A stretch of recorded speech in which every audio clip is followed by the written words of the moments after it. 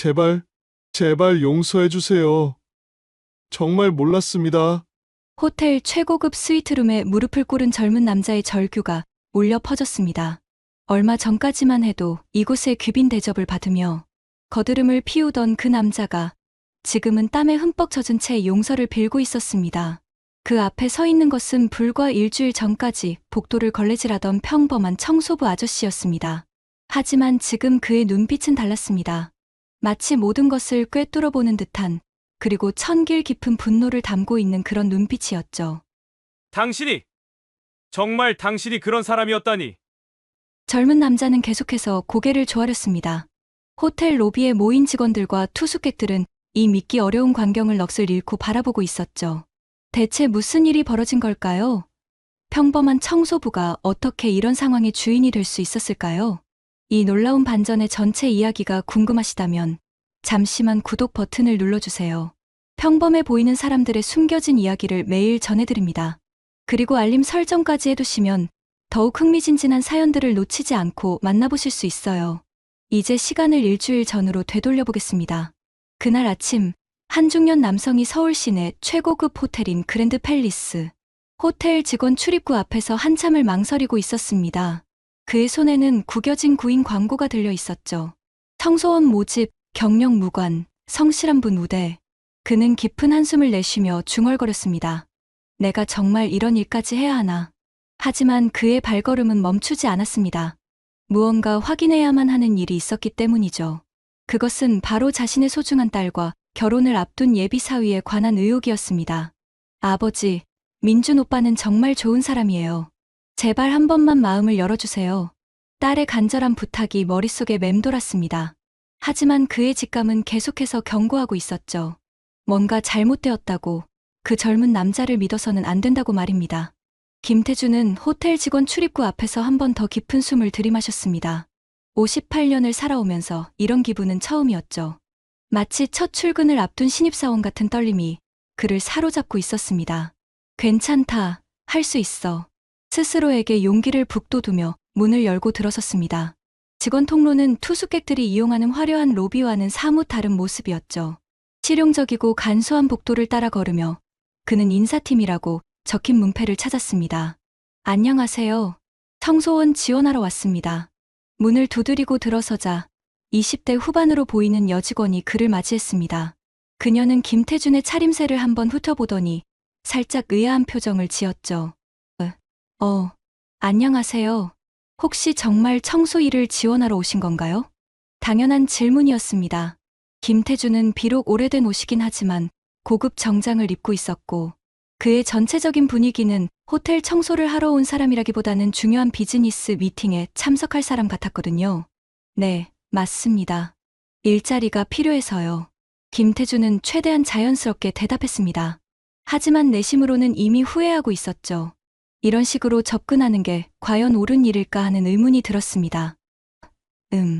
죄송하지만 이력서 가져오셨나요? 그게... 김태준은 당황했습니다. 이력서를 준비하지 않았던 것이죠. 어떻게 써야 할지도 막막했고요. 설마 자신의 진짜 경력을 쓸 수는 없는 노릇이었으니까요. 괜찮습니다. 간단한 인적사항만 작성해 주시면 돼요. 요즘 워낙 인력이 부족해서요. 다행히 직원이 이해심을 보여줬습니다. 김태준은 가명과 가짜 주소, 그리고 적당한 경력을 꾸며서 작성했죠. 이런 거짓말을 하는 자신이 한없이 초라하게 느껴졌습니다. 왜 하필 청소 일을 하려고 하시는지 여쭤봐도 될까요? 예상했던 질문이었습니다. 김태준은 미리 준비한 답변을 했죠. 나이가 들어서 다른 일 찾기가 쉽지 않더라고요. 성실하게 일할 자신은 있습니다. 그러시군요. 근데 정말 괜찮으실까요? 청소 일이 생각보다 힘들거든요. 직원의 걱정 어린 목소리에 김태준은 쓰게 웃었습니다. 평생 책상 앞에서만 일해온 자신이 과연 이런 육체노동을 할 수 있을까 하는 생각이 들었거든요. 괜찮습니다. 해보겠습니다. 그럼 내일부터 출근하시면 됩니다. 오전 8시까지 직원 라커룸으로 오세요. 유니폼은 거기서 지급해드릴게요. 면접이 끝나고 호텔을 나서는 김태준의 발걸음은 무거웠습니다. 이제 정말 시작이었죠. 자신의 딸이 사랑한다고 하는 그 남자, 박민준의 실체를 파악하기 위한 험난한 여정이 말입니다. 집으로 가는 길, 김태준은 계속해서 자문했습니다. 내가 너무 의심이 많은 건 아닐까? 혹시 딸한테 실망만 안겨주는 건 아닐까? 하지만 아버지로서의 직감은 무시할 수 없었습니다. 지난 몇 번의 만남에서 느꼈던 그 묘한 위화감. 박민준의 눈빛에서 스쳐 지나갔던 계산적인 표정들이 계속 머릿속을 맴돌았죠. 서연이가 다치기 전에 확인해야 해. 그날 밤 김태준은 오랫동안 잠을 이루지 못했습니다. 내일부터 시작될 새로운 삶에 대한 두려움과 딸을 보호해야 한다는 사명감이 복잡하게 얽혀 있었거든요. 새벽 5시, 알람보다 먼저 잠에서 깨어난 김태준은 거울 앞에 섰습니다. 평생 정장만 입고 살아온 자신이 청소부 유니폼을 입게 될 거라는 사실이 아직도 믿기지 않았죠. 이 모든 게 헛수고였으면 좋겠어. 마지막으로 딸 서연의 사진을 바라보며 김태준은 조용히 중얼거렸습니다. 하지만 그의 마음 한편에서는 이미 예감하고 있었죠. 이번 일이 결코 단순하게 끝나지 않을 거라는 것을 말입니다. 다음 날 아침 7시 30분, 김태준은 호텔 직원 라커룸 앞에 서 있었습니다. 평생 이런 곳에 와본 적이 없었기 때문에 어디로 가야 할지도 몰라 한참을 헤맸죠. 어제 면접 보신 분이시죠? 뒤에서 들려온 목소리에 김태준이 돌아보니 50대 중반으로 보이는 여성이 반갑게 인사하고 있었습니다. 네, 안녕하세요. 김태준입니다. 저는 박순자예요. 여기서 청소 일 한 지 10년 됐어요. 아저씨가 신입이시구나. 따라오세요. 박순자는 김태준을 라커룸으로 안내했습니다. 낡은 사물함들이 줄지어 서 있는 공간은 김태준이 지금까지 경험해본 세상과는 완전히 달랐죠. 여기가 아저씨 사물함이에요. 유니폼은 이거 입으시고 청소 도구는 이따가 알려드릴게요. 회색 유니폼을 받아든 김태준은 한참을 그것을 바라봤습니다. 평생 정장만 입고 살아온 자신이 이런 옷을 입게 될 줄은 꿈에도 몰랐거든요. 옷을 갈아입고 나온 김태준을 본 박순자는 피식 웃었습니다. 아저씨, 처음이시죠? 옷이 좀 어색해 보이네요. 네, 익숙하지 않아서요. 실제로 김태준은 유니폼 입는 법도 서툴렀습니다. 단추를 잘못 채우고 모자도 제대로 쓰지 못했죠. 박순자가 다시 정리해줘야 했습니다. 괜찮아요. 다들 처음엔 그래요. 자, 이제 일 배워볼까요? 박순자는 김태준을 호텔 로비로 데려갔습니다. 이른 아침이라 투숙객들은 많지 않았지만 호텔 직원들은 분주하게 움직이고 있었죠. 청소는 순서가 있어요. 먼저 로비부터 시작해서 복도, 그 다음에 화장실 순으로 하는 거예요. 박순자가 걸레질하는 모습을 보여주자 김태준도 따라 해봤습니다. 하지만 생각처럼 쉽지 않았죠. 아이고, 아저씨, 그렇게 하면 안 돼요. 물이 너무 많이 나와요. 김태준이 걸레를 짜는 모습을 본 박순자가 황급히 말렸습니다. 바닥에 물이 철철 넘치고 있었거든요. 죄송합니다. 김태준은 얼굴이 빨개졌습니다. 이런 단순한 일조차 제대로 할 수 없다는 사실이 부끄러웠죠. 괜찮아요. 천천히 배우면 돼요. 처음엔 다들 그래요. 박순자는 다시 차근차근 방법을 알려줬습니다. 김태준은 열심히 따라했지만 계속해서 실수를 연발했죠. 1시간 정도 지났을 때 다른 청소 직원들이 하나둘 모여들기 시작했습니다. 순자 언니, 신입이 왔네요? 응, 김태준 아저씨야. 어제 들어오셨어. 안녕하세요. 김태준이 인사하자 직원들은 그를 위아래로 훑어봤습니다. 뭔가 어색한 분위기가 흘렀죠. 근데 아저씨, 처음에 뭐 하셨어요? 손이 너무 고우신데? 한 직원의 질문에 김태준은 당황했습니다. 평생 육체 노동을 해본 적이 없어서 손이 거칠지 않았던 것이죠. 그냥 사무직 일 좀 했었어요. 아, 그래서 그렇게 어색하시는구나. 직원들은 김태준을 신기하게 바라봤습니다. 보통 청소 일을 하러 오는 사람들과는 확실히 다른 분위기였거든요. 시간이 지나면서 김태준의 서툰 솜씨는 더욱 드러났습니다. 유리창을 닦다가 물자국을 남기고 카펫 청소기 사용법을 몰라서 헤매기도 했죠. 아저씨, 정말 괜찮으세요? 이 일이 생각보다 힘들거든요. 동료 직원 중 한 명이 걱정스럽게 물어봤습니다. 괜찮습니다. 열심히 배우겠습니다. 김태준은 의지를 불태웠습니다. 아무리 힘들어도 포기할 수 없었거든요. 딸 서연을 위해서라면 이 정도 고생은 감수해야 했습니다. 오전 10시쯤 호텔 로비가 갑자기 술렁이기 시작했습니다. 고급 승용차들이 호텔 앞에 줄지어 서고 정장을 입은 사람들이 들어오고 있었죠. 저 사람 박민준 아닌가? 동료 직원의 말에 김태준의 귀가 쫑긋섰습니다. 박민준이라니 바로 자신의 예비 사위가 아닌가요? 김태준은 조심스럽게 고개를 들어 로비를 살펴봤습니다. 정말로 박민준이 있었죠. 비싼 양복을 입고 당당하게 걸어오는 모습이었습니다. 저분 누구예요? 김태준이 박순자에게 물어봤습니다. 아, 저분요? 박민준이라는 분인데 요즘 우리 호텔에 자주 오세요. 뭔가 중요한 미팅이 있나 봐요. 김태준의 심장이 빠르게 뛰기 시작했습니다. 드디어 박민준을 직접 관찰할 기회가 온 것이죠. 항상 저렇게 오세요? 요 며칠 동안은 매일 와요. 최고급 스위트룸도 예약해 놓으셨고요. 김태준은 속으로 의아해했습니다. 박민준이 그런 돈이 어디 있다고 최고급 스위트룸까지 예약한 걸까요? 딸 서연에게 들은 바로는 평범한 회사원이라고 했는데 말이죠. 그때 박민준이 김태준 쪽으로 걸어왔습니다. 청소 도구를 정리하고 있던 김태준과 눈이 마주쳤죠. 잠깐의 침묵이 흘렀습니다. 김태준은 혹시 들킬까봐 긴장했고 박민준은 왜인지 모르게 김태준을 유심히 바라봤습니다. 실례합니다. 박민준이 먼저 말을 걸었습니다. 김태준은 최대한 자연스럽게 대답했죠. 네, 죄송합니다. 지나가세요. 박민준은 김태준을 한 번 더 훑어본 후 지나갔습니다. 그 순간 김태준은 박민준의 눈빛에서 뭔가 계산적인 것을 느꼈죠. 마치 모든 것을 평가하고 판단하는 듯한 그런 눈빛이었습니다. 역시 뭔가 이상해. 김태준의 직감이 더욱 강해졌습니다. 이제 본격적인 관찰이 시작될 때가 온 것 같았죠. 사흘째 되는 날, 김태준은 어느 정도 청소 일에 익숙해지기 시작했습니다. 여전히 서툴렀지만 동료들의 도움으로 기본적인 업무는 할 수 있게 되었죠. 오늘은 12층부터 청소해야 해요. 거기가 VIP층이라 더 조심해서 해야 돼요. 박순자가 김태준에게 설명해줬습니다. 12층은 호텔에서 가장 고급스러운 스위트룸들이 있는 곳이었죠. 네, 알겠습니다. 김태준은 청소 카트를 끌고 엘리베이터에 올랐습니다. 12층에 도착하자 확실히 다른 층과는 분위기가 달랐죠.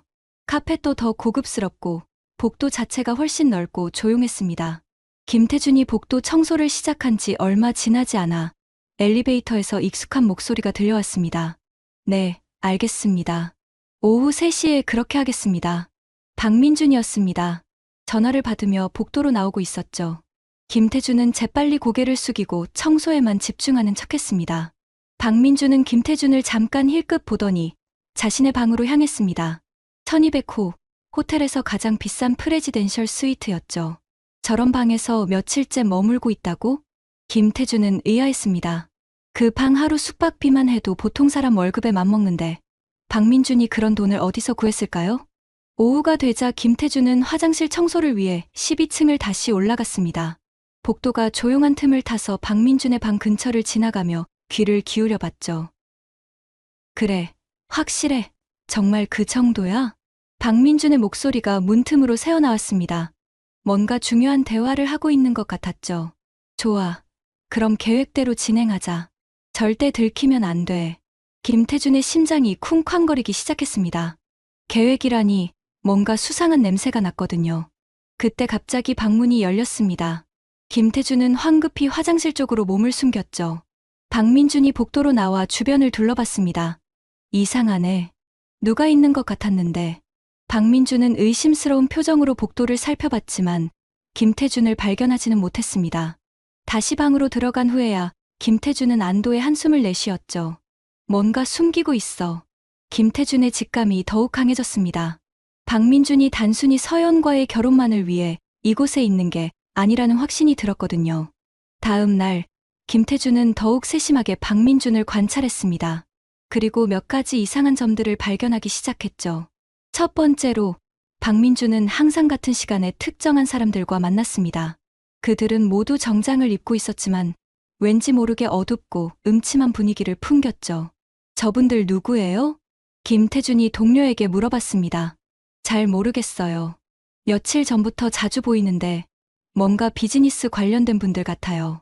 두 번째로, 박민준은 딸 서연과 통화할 때와 다른 사람들과 통화할 때 목소리가 완전히 달랐습니다. 서연과 통화할 때는 다정하고 부드러웠지만 다른 통화에서는 차갑고 계산적이었죠. 네, 걱정하지 마세요. 잘 처리하겠습니다. 복도에서 우연히 들은 박민준의 통화였습니다. 그 목소리는 김태준이 알고 있던 박민준과는 전혀 다른 사람 같았죠. 세 번째로, 박민준은 호텔 직원들에게 대하는 태도가 이상했습니다. 겉으로는 정중했지만 그 속에는 무시하는 듯한 시선이 담겨 있었거든요. 청소하고 계시네요. 수고하십니다. 박민준이 김태준에게 말했을 때도 마찬가지였습니다. 말은 정중했지만 그 눈빛에는 명백한 우월감이 담겨 있었죠. 김태준은 점점 더 확신하게 되었습니다. 박민준은 겉으로 보이는 것과는 완전히 다른 사람이라는 것을 말이죠. 그날 저녁, 김태준은 늦게까지 호텔에 남아 있었습니다. 야간 청소를 자원했다고 핑계를 댔지만 실제로는 박민준의 행동을 더 관찰하기 위해서였죠. 밤 9시쯤 박민준이 방에서 나와 로비로 향했습니다. 김태준은 멀찍이 떨어져서 뒤를 따랐죠. 박민준은 호텔 바에서 한 여성과 만났습니다. 젊고 예쁜 여성이었는데 두 사람은 매우 친밀해 보였죠. 김태준의 심장이 철렁 내려앉았습니다. 박민준이 딸 서연과 약혼한 상태에서 다른 여자와 이런 식으로 만난다는 게 믿기지 않았거든요. 이렇게 늦게 나와줘서 고마워. 박민준의 목소리가 들렸습니다. 서연에게 할 때와는 완전히 다른, 진짜 감정이 담긴 목소리였죠. 김태준은 주먹을 꽉 쥐었습니다. 분노가 치밀어 올랐지만 아직은 참아야 했습니다. 더 확실한 증거를 잡을 때까지는 말이죠. 하지만 한 가지는 분명해졌습니다. 박민준은 절대로 딸 서연이 생각하는 그런 사람이 아니라는 것이었죠. 이제 김태준은 더 깊숙이 파고들어야 했습니다. 딸을 지키기 위해서 말이에요. 일주일이 지나면서 김태준은 점점 더 교묘해졌습니다. 박민준의 일정을 파악하고 그의 동선에 맞춰 청소 업무를 조정했죠. 동료들은 김태준이 일에 열심이라고 생각했지만 실제로는 다른 목적이 있었던 것입니다. 김 아저씨, 요즘 되게 성실하시네요. 맨날 먼저 와서 늦게까지 일하시고. 박순자가 감탄하며 말했습니다. 일이 재미있어서요. 김태준은 억지로 웃으며 대답했습니다. 재미있기는커녕 매일매일이 고문 같았거든요. 딸의 약혼자를 몰래 감시한다는 것 자체가 아버지로서는 괴로운 일이었으니까요. 그날 오후 김태준은 12층 복도를 청소하고 있었습니다. 박민준이 방 안에서 전화통화를 하고 있다는 것을 알고 있었죠. 김태준은 조심스럽게 박민준의 방 근처로 다가갔습니다. 이번 주말이면 확정될 거야. 걱정하지 마. 박민준의 목소리가 들렸습니다. 김태준은 숨을 죽이고 귀를 기울였죠. 응, 계약서 준비는 다 됐어. 서명만 받으면 끝이야. 그러면 우리가 원하는 건 다 손에 들어와. 김태준의 눈썹이 찌푸려졌습니다. 계약서라니, 무슨 계약서를 말하는 걸까요? 그 여자는 아무것도 모르고 있어. 완전히 내 손바닥 안에 있다고. 그 여자라는 말에 김태준의 심장이 철렁했습니다. 혹시 딸 서연을 말하는 건 아닐까요? 돈, 그건 걱정하지 마. 결혼만 하면 모든 게 해결돼. 그 집안 재산이 어마어마하다니까. 김태준은 주먹을 꽉 쥐었습니다. 이제 확실해졌죠. 박민준이 서연의 재산을 노리고 있다는 것이 말입니다. 미경아, 나 좀 믿어봐. 결혼은 그냥 형식일 뿐이야. 내 마음은 계속 너한테 있을 거라고. 미경이라는 이름이 나오자 김태준은 더욱 충격을 받았습니다. 지난번에 호텔바에서 만났던 그 여성의 이름인 것 같았거든요. 그래. 결혼식 끝나고 신혼여행 다녀와서 바로 진행할 거야. 그때까지만 참아줘. 김태준은 더 이상 듣고 있을 수가 없었습니다. 온몸이 분노로 떨렸지만 아직은 섣불리 행동할 수 없었죠. 더 확실한 증거가 필요했습니다. 조용히 그 자리를 떠난 김태준은 화장실로 가서 찬물로 얼굴을 씻었습니다. 거울 속 자신의 모습이 낯설게 느껴졌죠. 서연이한테 어떻게 말하지? 하지만 단순히 엿들은 전화 통화만으로는 부족했습니다. 서연은 박민준을 진심으로 사랑하고 있었거든요. 확실한 증거 없이는 믿지 않을 게 뻔했죠. 저녁이 되자 김태준은 또다시 야간 근무를 자원했습니다. 이번에는 박민준과 그 미경이라는 여자의 만남을 직접 확인하고 싶었거든요. 밤 8시쯤 박민준이 호텔 로비로 내려왔습니다. 김태준은 멀리서 지켜봤죠.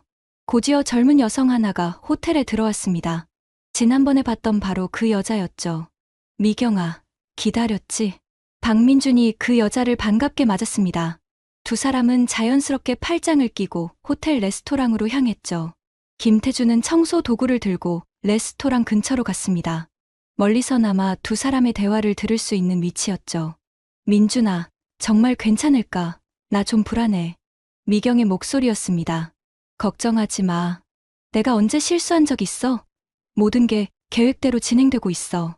박민준은 자신만만하게 말했습니다. 그 모습은 김태준이 알고 있던 박민준과는 완전히 달랐죠. 근데 그 여자가 눈치채면 어떻게 해? 그럴 리 없어. 저 여자는 순진에 빠져서 의심할 줄도 몰라. 완전히 내 말만 믿고 있다고. 김태준의 얼굴이 일그러졌습니다. 박민준이 자신의 딸을 그렇게 우습게 여기고 있다는 것이 견딜 수 없었거든요. 결혼하고 나서도 계속 만날 수 있을까? 당연하지. 오히려 더 좋아질 거야. 돈도 생기고 시간도 자유로워질 테니까. 두 사람은 마치 사냥감을 잡은 사냥꾼들처럼 만족스러워했습니다. 김태준은 주먹을 꽉 쥐고 이를 악물었죠. 그나저나 그 여자 아버지는 어때? 혹시 의심하고 있는 건 아니야? 미경의 질문에 박민준이 웃었습니다. 그 영감, 전혀 문제 없어. 처음엔 좀 까칠하더니 요즘은 별말 안 해. 아마 포기한 것 같아. 영감이라고? 김태준은 분노로 온몸이 떨렸습니다. 박민준이 자신을 그런 식으로 부르고 있다는 것이 충격이었죠. 그럼 언제 결혼식 올릴 거야? 다음 달이야. 빨리 끝내고 싶어서 일정을 앞당겼어. 김태준은 더 이상 참을 수 없었습니다. 당장이라도 뛰어나가서 박민준의 멱살을 잡고 싶었죠. 하지만 그러면 지금까지의 노력이 물거품이 될 것 같았습니다. 그날 밤 집에 돌아온 김태준은 한숨도 잘 수 없었습니다. 박민준의 진짜 모습을 알게 된 지금 어떻게 해야 할지 막막했거든요. 어떻게 하면 서연이를 지킬 수 있을까? 단순히 말로만 해서는 서연이 믿지 않을 게 뻔했습니다. 확실한 증거가 있어야 했죠. 그리고 그 증거를 잡기 위해서는 더 깊숙이 들어가야 했습니다. 다음 날부터 김태준의 감시는 더욱 치밀해졌습니다. 이제는 단순한 의혹이 아니라 확신의 참 분노가 그를 움직이고 있었거든요. 딸을 구하기 위한 아버지의 마지막 전쟁이 시작된 것입니다. 이틀 후, 김태준은 결정적인 순간을 목격하게 되었습니다. 그날은 호텔에 중요한 비즈니스 모임이 있어서 평소보다 분주한 날이었죠. 김태준은 12층 복도를 청소하고 있었는데 갑자기 박민준의 방에서 큰 소리가 들려왔습니다. 이런 젠장, 왜 이런 일이? 박민준의 화난 목소리였습니다. 김태준은 조심스럽게 문 근처로 다가갔죠. 미경아, 큰일 났어. 계획에 차질이 생겼어. 박민준이 전화로 누군가와 급하게 대화하고 있었습니다. 뭐? 그게 무슨 말이야? 확실하다고 했잖아. 김태준은 문틈으로 박민준을 살짝 들여다봤습니다. 평소의 차분하고 여유로운 모습과는 완전히 달랐죠. 머리를 쥐어뜯으며 방 안을 돌아다니고 있었습니다. 아니야, 아직 끝난 게 아니야. 다른 방법이 있을 거야. 박민준은 책상 위의 서류들을 뒤적거리기 시작했습니다. 김태준은 그 서류들이 무엇인지 궁금했지만 너무 위험해서 더 가까이 갈 수는 없었죠. 들어봐, 미경아. 만약 이게 실패하면 우리 둘 다 끝이야. 특히 너는. 박민준의 목소리가 갑자기 차갑게 변했습니다. 마치 협박하는 것 같은 톤이었죠. 그때 갑자기 박민준이 전화를 끊고 방문 쪽으로 다가왔습니다.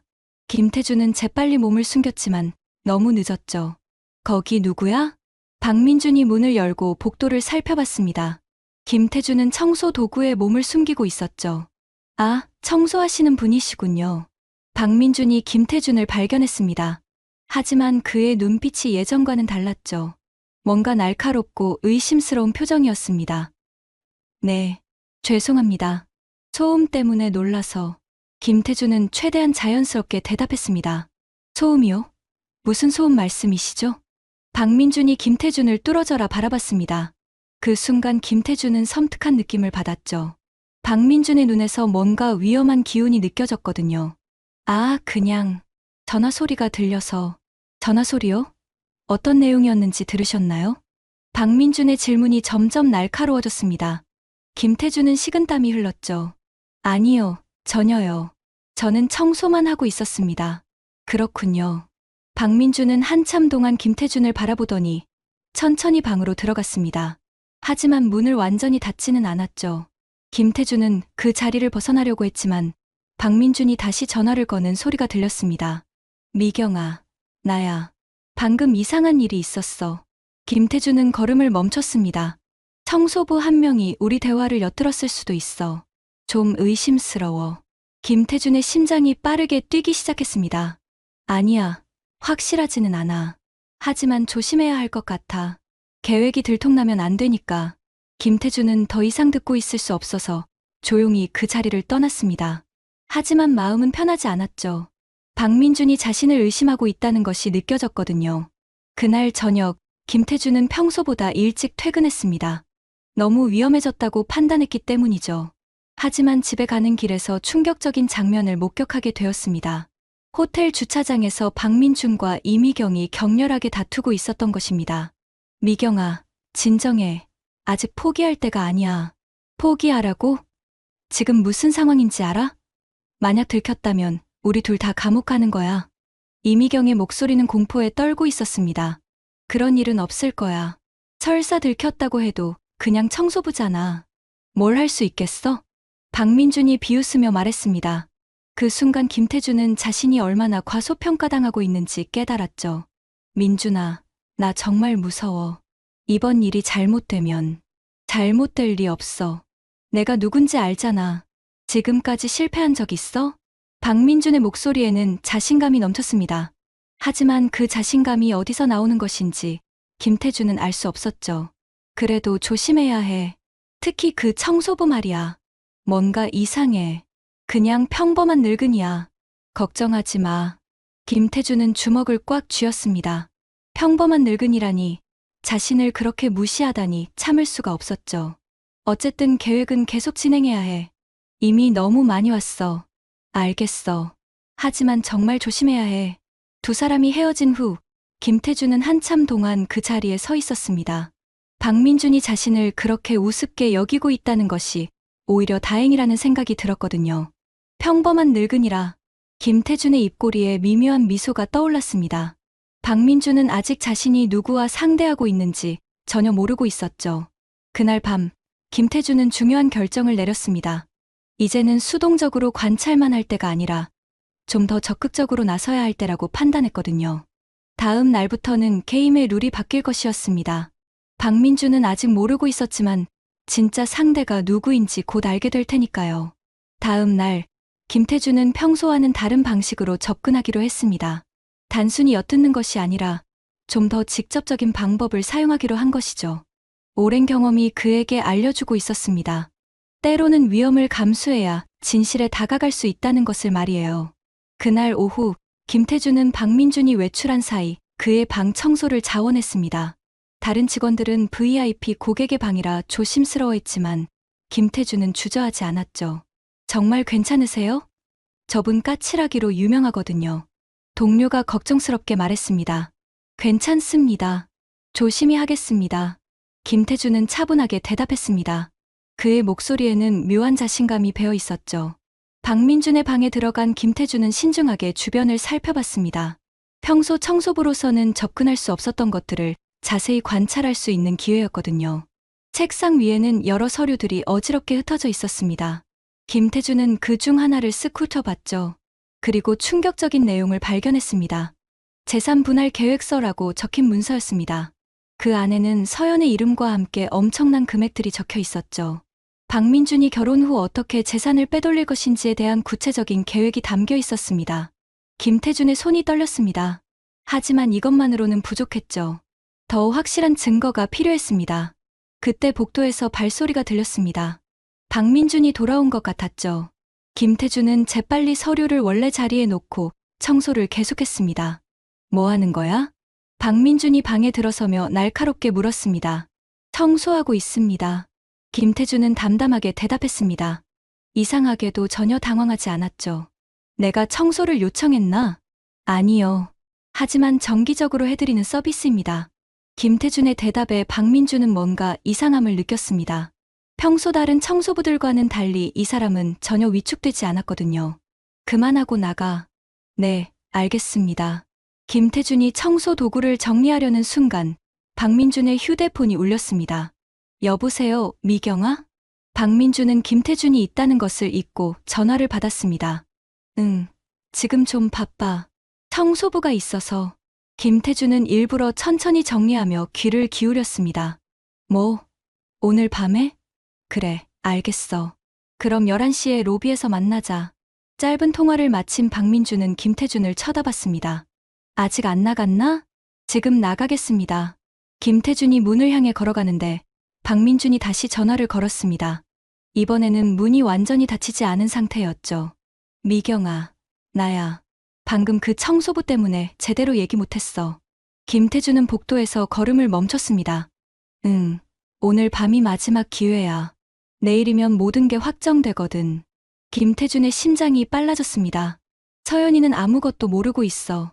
완전히 내 손바닥 안에 있다고. 정말 한심할 정도로 순진해. 박민준의 목소리에는 조롱이 섞여 있었습니다. 그래, 결혼식 날짜도 확정됐어. 다음 주 토요일이야. 그러면 우리 계획이 완성되는 거지. 김태준은 주먹을 꽉 쥐었습니다. 미안해, 미경아. 너랑 결혼하고 싶지만 현실적으로 불가능하잖아. 이 방법이 우리 둘 다에게 최선이야. 응. 결혼하고 나서는 더 자주 만날 수 있어. 서연이는 바보라서 눈치도 못 챌 거야. 김태준의 온몸이 분노로 떨렸습니다. 자신의 소중한 딸을 그렇게 모독하다니 용서할 수 없었죠. 그리고 말이야, 서연이 아버지 재산까지 계산하면 정말 어마어마한 금액이야. 그 영감이 뭘 하는지는 정확히 모르겠지만 확실히 돈은 많더라고. 김태준의 눈빛이 차갑게 변했습니다. 이제 더 이상 참을 수 없었죠. 한 3년 정도 버티면 될 것 같아. 그 정도면 충분히 빼돌릴 수 있을 거야. 그 다음에는 이혼이든 뭐든 알아서 처리하면 되고. 박민준이 웃으며 말하는 소리가 들렸습니다. 그 웃음소리를 들은 김태준은 더 이상 견딜 수 없었죠. 좋아. 그럼 오늘 밤 11시에 만나자. 마지막으로 확인할 게 있어. 전화가 끝났습니다. 김태준은 그 자리에서 한참 동안 서 있었죠. 온몸이 분노로 떨리고 있었지만 동시에 이상하게도 마음이 차분해지고 있었습니다. 오늘 밤이 마지막이 될 것 같았습니다. 더 이상 지켜보고만 있을 수는 없었거든요. 그날 저녁, 김태준은 집에서 오랫동안 생각에 잠겼습니다.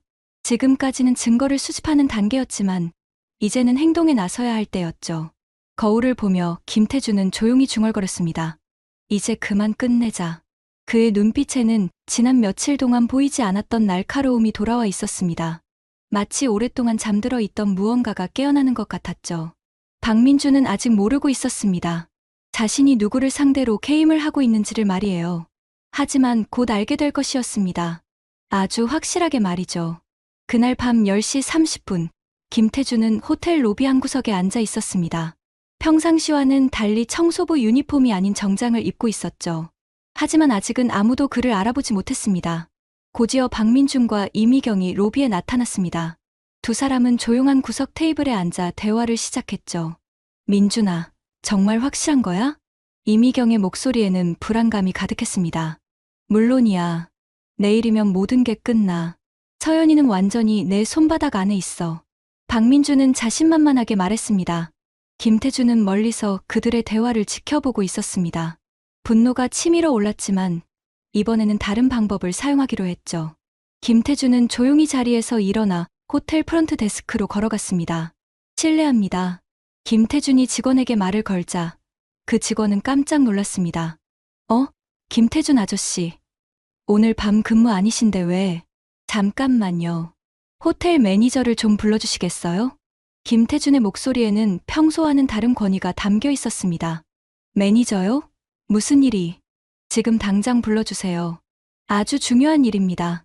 김태준의 단호한 말투에 직원은 당황했지만 곧 매니저에게 연락했습니다.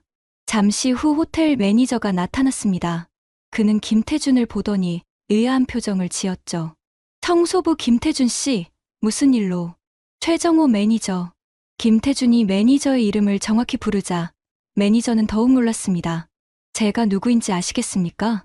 김태준의 질문에 매니저는 고개를 저었습니다. 태준그룹 김태준입니다. 순간 로비 전체가 조용해졌습니다. 매니저의 얼굴이 새하얗게 변했죠. 뭐라고요? 태준그룹 회장 김태준입니다. 확인이 필요하시면 제 명함을 드리겠습니다. 김태준이 정장 주머니에서 명함을 꺼내자 매니저는 그것을 떨리는 손으로 받았습니다. 이럴 수가. 매니저는 명함을 확인한 후 즉시 고개를 숙였습니다. 죄송합니다. 정말 죄송합니다. 몰라 뵙고. 괜찮습니다. 제가 신분을 숨기고 있었으니까요. 김태준의 말에 주변 직원들이 하나둘 모여들기 시작했습니다. 상황을 파악한 사람들의 얼굴에는 충격이 가득했죠. 회장님, 정말 회장님이세요? 박순자가 떨리는 목소리로 물었습니다. 네, 맞습니다. 그동안 신세 많이 졌습니다. 김태준이 정중하게 인사하자 박순자는 눈물을 터뜨렸습니다. 어떻게 이런 일이. 한편 박민준과 이미경은 아직 이 상황을 파악하지 못하고 있었습니다. 로비 한 구석에서 자신들의 대화에만 집중하고 있었거든요. 매니저, 잠깐 저 테이블로 가시죠. 김태준이 박민준이 앉아 있는 테이블을 가리켰습니다. 네, 알겠습니다. 매니저와 함께 박민준의 테이블로 다가간 김태준을 본 박민준은 깜짝 놀랐습니다. 청소부 아저씨. 박민준이 당황하며 일어섰습니다. 안녕하세요, 박민준 씨. 김태준의 차분한 인사에 박민준은 더욱 혼란스러워했습니다. 왜 정장을. 자기소개를 제대로 하지 못했네요. 김태준이 명함을 박민준에게 건넸습니다. 박민준이 명함을 받아보는 순간 그의 얼굴에서 핏기가 사라졌습니다. 태준그룹? 네, 맞습니다. 태준그룹 회장 김태준입니다. 그 순간 박민준은 현실을 깨달았습니다. 자신이 그동안 무시해왔던 평범한 청소부가 바로 서연의 아버지이자 대한민국 최고의 재벌 중 한 명이었던 것이죠. 이럴 수가. 박민준의 다리에서 힘이 빠졌습니다. 이미경도 상황을 파악하고는 얼굴이 새하얗게 변했죠. 그동안 제 딸과 결혼할 준비를 하고 계셨죠? 김태준의 질문에 박민준은 대답할 수 없었습니다. 아직 할 말이 많은데 여기서는 좀 그렇겠네요. 제 방으로 올라가시죠. 제 방요? 제가 이 호텔 오너입니다. 몰랐나요? 박민준은 더욱 절망적인 표정을 지었습니다. 자신이 그동안 머물렀던 호텔이 김태준 소유였다는 사실을 이제야 알게 된 것이죠. 최고급 프레지덴셜 스위트에서 며칠 동안 편안히 지내셨죠? 제 돈으로 말이에요. 김태준의 말에 박민준은 고개를 들 수 없었습니다. 로비에 있던 모든 사람들이 이 믿기 어려운 장면을 지켜보고 있었습니다. 며칠 전까지 서툰 청소 일을 하던 그 사람이 이 모든 것의 주인이었다는 사실에 모두가 충격을 받았죠. 올라가시죠. 이제 진짜 이야기를 해볼 시간입니다. 김태준의 말에 박민준은 어쩔 수 없이 고개를 끄덕였습니다. 이미경은 이미 도망갈 생각만 하고 있었지만 김태준의 눈빛을 보고는 그럴 수도 없다는 것을 깨달았죠. 엘리베이터 안에서 박민준은 계속해서 떨고 있었습니다. 지금까지의 모든 계획이 물거품이 된 것은 물론이고 자신이 얼마나 어리석었는지 깨닫게 되었거든요.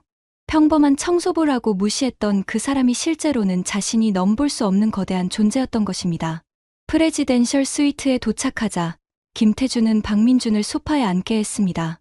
이제 정말로 진솔한 대화를 해보죠. 박민준 씨. 김태준의 목소리는 차갑고 날카로웠습니다. 지난 며칠 동안 참아왔던 모든 분노가 그 속에 담겨 있었죠. 프레지덴셜 스위트에서 박민준은 소파에 몸을 웅크리고 앉아 있었습니다. 지금까지의 자신감과 오만함은 온데간데 없이 사라지고 오직 두려움만이 남아 있었죠. 그동안 제 딸에게 많은 사랑을 받으셨죠? 김태준이 조용히 말문을 열었습니다. 그의 목소리는 차분했지만 그 속에는 깊은 분노가 숨어 있었죠. 회장님, 저는 아직 제가 할 말이 끝나지 않았습니다. 김태준의 말에 박민준은 입을 다물었습니다. 지난 일주일 동안 참 많은 것을 보고 들었습니다. 제 딸을 사랑한다면서 다른 여자와 만나는 모습도, 제 딸의 재산을 노리고 있다는 대화도, 그리고 제 딸을 바보라고 부르는 것도 말이죠. 박민준의 얼굴이 더욱 창백해졌습니다. 특히 인상 깊었던 건 저를 평범한 늙은이라고 부르시더군요. 김태준이 씁쓸하게 웃었습니다. 죄송합니다. 정말 죄송합니다. 제가 미쳤었습니다. 박민준이 무릎을 꿇으며 용서를 빌었습니다. 용서요? 제가 용서할 문제인가요? 진짜 용서를 구해야 할 사람은 따로 있지 않을까요? 김태준의 말에 박민준은 고개를 들 수 없었습니다. 제가 청소부 일을 한 이유를 아시겠습니까? 박민준은 대답하지 못했습니다. 딸아이가 사랑한다는 사람이 과연 믿을 만한 사람인지 확인하고 싶었습니다. 아버지로서 당연한 일이죠. 김태준이 창밖을 바라보며 말했습니다. 처음에는 제가 너무 의심이 많은 건 아닐까 생각했습니다. 혹시 딸에게 상처만 주는 건 아닐까 걱정도 했고요. 하지만 결과적으로는 제 직감이 옳았네요. 김태준이 박민준을 바라봤습니다. 이제 한 가지만 묻겠습니다. 정말로 제 딸을 사랑한 적이 있습니까? 박민주는 한참 동안 대답하지 못했습니다. 그리고 마침내 고개를 저었죠. 없습니다. 처음부터 재산만 보고 접근했습니다. 그 순간 문이 열리며 누군가 들어왔습니다. 서연이었죠. 아버지, 여기서 뭘? 서연은 아버지와 박민준이 함께 있는 모습을 보고 당황했습니다. 서연아, 와서 앉아라. 김태준이 딸을 불렀습니다. 아버지, 민준 오빠가 왜 이렇게 되어 있어요? 무슨 일이에요? 서연은 박민준의 창백한 모습을 보고 걱정했습니다. 서연아, 아버지가 설명해 줄게. 김태준이 딸에게 지난 일주일 동안 있었던 일들을 차근차근 설명했습니다. 자신이 청소부로 위장했던 것부터 박민준의 진짜 모습까지 모든 것을 말이죠. 거짓말이에요. 민준 오빠가 그럴 리 없어요. 서연은 믿지 못하겠다는 표정으로 박민준을 바라봤습니다. 서연아. 박민준이 입을 열었습니다. 미안해. 정말 미안해. 박민준의 사과에 서연의 눈에서 눈물이 흘러내렸습니다. 정말이에요? 처음부터 저를 사랑한 게 아니었어요? 미안해. 정말 미안해. 박민준은 그저 사과할 뿐이었습니다. 서연은 한참 동안 눈물을 흘리다가 김태준을 바라봤습니다. 아버지는 어떻게 알았어요? 아버지의 직감이라고 해야 할까? 뭔가 이상하다는 느낌이 계속 들었어. 김태준이 딸의 손을 잡았습니다. 미안해, 서연아. 아버지가 이런 방식으로 확인할 수밖에 없어서. 아니에요, 아버지.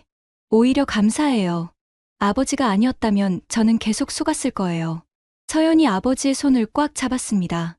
아버지, 정말 고생 많으셨어요. 청소 일도 하시고. 괜찮아. 덕분에 좋은 경험도 했고, 좋은 사람들도 많이 만났어. 김태준이 딸을 안아주었습니다. 한편 박민준은 여전히 그 자리에 무릎을 꿇고 앉아 있었습니다. 박민준 씨, 김태준이 박민준을 불렀습니다. 이제 어떻게 하실 생각입니까? 모든 걸 돌려드리겠습니다. 그동안 받은 모든 것들을. 그것보다 더 중요한 게 있습니다. 김태준이 진지하게 말했습니다. 앞으로는 정직하게 사세요. 누군가를 속이며 살아가는 건 결국 자신도 불행하게 만드는 일입니다. 박민준은 고개를 끄덕였습니다.